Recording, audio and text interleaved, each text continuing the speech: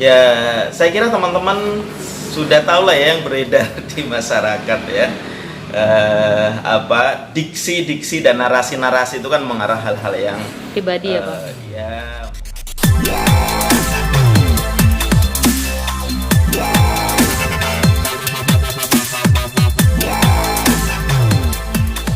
informasi dari masyarakat yang WA ke saya juga masuk di KPAI terkait dengan keberatan-keberatan orang tua ketika misalnya melihat anak melihat konten-konten yang berpotensi menimbulkan tafsir yang berbeda dari yang sebenarnya konten tersebut. Karena kita tahu saat ini kan YouTubers kita itu kan memang sedang bertumbuh ya, seiring dengan perkembangan ekonomi digital. Saya kira bagus juga, ini juga menjadi bagian dari alternatif cita-cita anak Indonesia. Tetapi yang perlu dipastikan bahwa kita tentu mendorong kepada teman-teman pegiat YouTubers agar pertama tentu memastikan kontennya harus positif dan juga bermuatan pendidikan buat anak bangsa kita. Kenapa? Karena negara saat ini kan memang memiliki komitmen besar untuk penguatan karakter anak Indonesia agar menjadi generasi unggul, menjadi generasi emas yang ke depan akan menjadi pemimpin bangsa ini.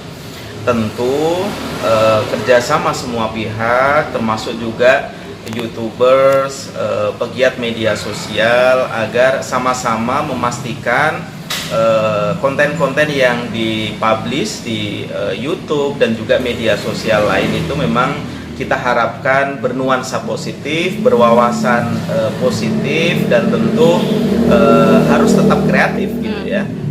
Nah, yang ketiga, kalau kita melihat Undang-Undang Perlindungan Anak, memang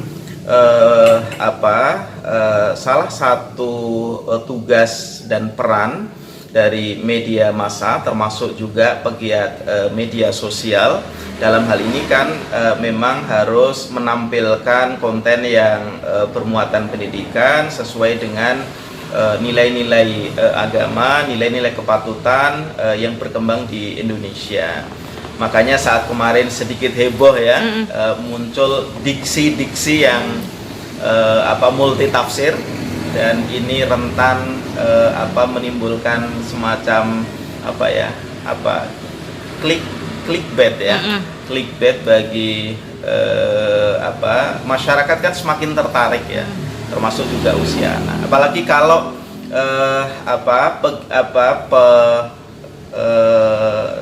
seorang YouTuber yang ini jadi figur buat usia anak, kita harapkan harus sangat hati-hati menampilkan konten, sangat hati-hati menampilkan diksi dan narasi-narasi agar apa yang diterima oleh anak-anak ini benar-benar tidak menimbulkan ya persepsi lain, termasuk juga persepsi yang mengarah pada hal-hal yang negatif. Ya, itu saya kira pesan kita ya buat semua YouTuber yang ada di Indonesia. Sejak kapan sih KPAI menyorot khususnya konten seorang YouTuber ini? Kebetulan memang penontonnya adalah banyakan anak-anak gitu Pak. Ya, tidak spesifik ke salah satu YouTubers ya. Intinya bahwa saat ini sedang bertumbuh, makanya kemudian banyak bermunculan masyarakat melalui memberikan WA, kemudian curahan pendapat kepada kita ya, memberikan masukan, Mbok yo KPAI mengingatkan gitulah ya, komitmen para teman-teman YouTuber agar ya YouTuber itu semakin baik komitmennya untuk perlindungan anak di Indonesia. Kita tahu eranya kan saat ini memang eranya era digital. Usia anak menggunakan media sosial itu memang sangat tinggi ya. Hasil survei KPAI saja di tahun 2020 ada 42% di luar untuk kepentingan belajar, itu anak-anak waktunya digunakan untuk mengakses media sosial. Jadi 42% ini kan memang cukup tinggi ya, usia anak yang menggunakan media sosial.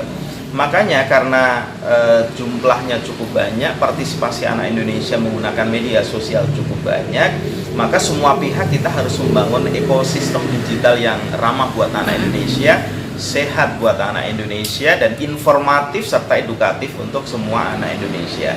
Ini yang kita harapkan, sehingga kami mengajak masyarakat, ayo berikan dukungan bagi konten-konten yang positif ya. Tapi tentu tinggalkan konten-konten YouTube yang negatif, karena sedikit banyak nanti tentu akan terseleksi secara alamiah. Oke, konten itu sendiri YouTuber ini random kah atau karena banyak viewersnya sampai akhirnya KPI menyorot itu atau gimana Pak? Sebenarnya kan kita tidak semata-mata melihat jumlah viewernya ya, tetapi kita mendorong dan berupaya memastikan agar seluruh konten YouTube yang ada di Indonesia itu memang terpastikan kontennya ramah buat anak Indonesia. Yang kedua tentu membangkitkan semangat baru, motivasi baru, etos kerja baru, karena di era saat ini apalagi masa Covid kan banyak anak-anak kita yang katakanlah mudah bosan dan lain sebagainya. Makanya motivasi positif buat anak Indonesia itu sangat dibutuhkan, dan saya kira peran YouTuber memang cukup baik ya berkontribusi itu. Makanya kita tidak semata-mata kepada satu YouTuber ya, tapi ini sebenarnya berlaku untuk semua. Ayo kita kerja bareng, kita gotong royong untuk membangun anak bangsa ini dengan ekosistem digital yang aman dan ramah buat seluruh anak Indonesia dengan berbagai. Kita harapkan begitu. Oke, kalau boleh tahu konten yang mana sih Pak yang agak spesifik dikritik dari KPI sendiri? Ya, saya kira teman-teman sudah tahu lah ya yang beredar di masyarakat ya. Diksi-diksi dan narasi-narasi itu kan mengarah hal-hal yang pribadi ya Pak? Ya, mengarah pada yang tidak sepatutnya lah usia anak melihat. Ya, meskipun di satu konten misalnya diperlihatkan bahwa ini untuk 18 tahun ke atas, tetapi kan tidak menutup kemungkinan bahwa usia anak itu ya berpotensi untuk melihat atau membayangkan narasi-narasi yang dibangun. Itu saja sih sebenarnya. Ya, semangatnya kan agar ya kita tetap menjaga anak kita tetap mengawal perkembangan anak-anak Indonesia agar ke depan semakin lebih baik. Itu saya kira. Oke Pak, tapi kan saat sekarang ini judulnya pun atau diksinya itu sendiri pun sudah diganti nih, sudah dirubah. Apakah itu sudah cukup dari KPAI sendiri atau gimana Pak? Harus ada perlakuan atas seperti apa? Ada perubahan-perubahan yang dilakukan oleh para YouTuber ke arah yang lebih baik. Itu tentu satu pertanda bahwa ya ada ikhwal baik lah ya, punya semangat baik. Tapi tentu kita harapkan perubahan yang dilakukan itu tidak semata-mata karena kritik publik, tetapi tentu kita harapkan itu bagian dari komitmen substantif mereka, sehingga apa yang ditampilkan, konten-konten yang diberikan kepada publik itu memang sebenarnya adalah merupakan syiar kebaikan untuk anak Indonesia. Perlu nggak sih KPI sendiri memberikan teguran atau surat layangan atau seperti apa untuk YouTuber itu sendiri? Kami belum berpikir ke sana ya.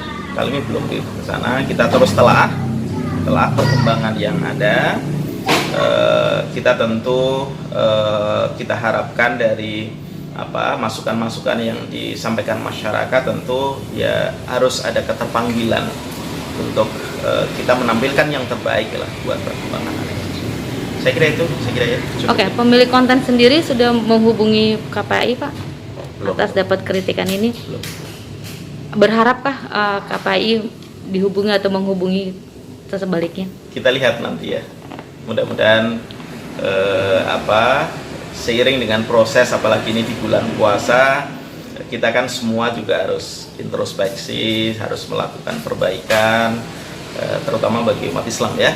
Bagi umat Islam, dengan semangat itu saya kira semangat perbaikan itu akan semakin lebih baik. Buat bangsa, buat anak, dan informasi yang diberikan para YouTuber juga bermanfaat buat pendidikan di Indonesia. Berarti tidak cukupkah hanya mengganti judul saja Pak? Termasuk harus isinya juga? Ya, kami tentu akan terus pantau ya, dan akan terus telah perkembangannya.